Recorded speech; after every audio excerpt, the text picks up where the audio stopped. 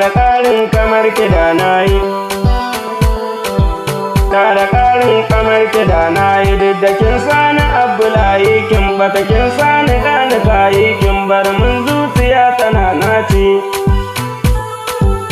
Soyayya farin cikin raina yau ta zama bakin ciki guna na rashin garkuwar gaɓoɓi na mai wanke wa zuciya kunci.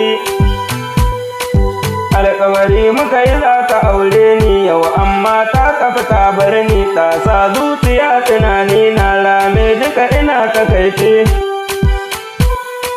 Mai suna yau ta tafi Saudiya bayan mun shaku da soyayya, ta bar zuciya cikin jiya yau neman ta dole zan nace. Taɓacewa ganin idanu kun ji kamar nan ta kusa hannu, wanda ya same ta ko a sannu ku yi haƙuri sai kun kwatance.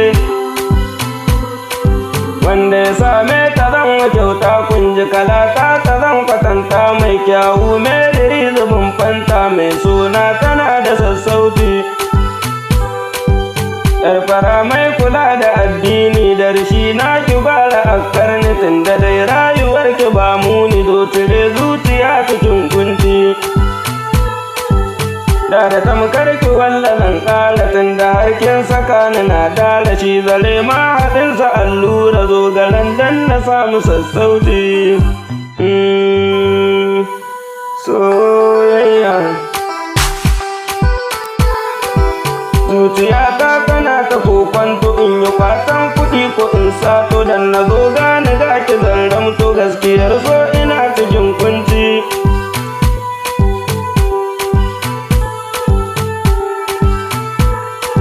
Rishin kibuna a rada cuta ne, dafin so a ce bala'i ne, ya sanya ni na tsugunni ne, mai suna nike tunani na rame ko abinci ba na ci. Kada tamkar ki wallalan ƙara, tunda dai kin saka ni na dara. Da ƙarin kamar kiɗa na yi, duk da kin sani Abdullahi kin tafi, kin sani ƙani kayi kin bar min zuciya tana naci. Soyayya farin cikin raina yau ta zama bakin ciki guna. Soyayya farin cikin raina yau ta zama bakin ciki guna na rashin garkuwar gaba.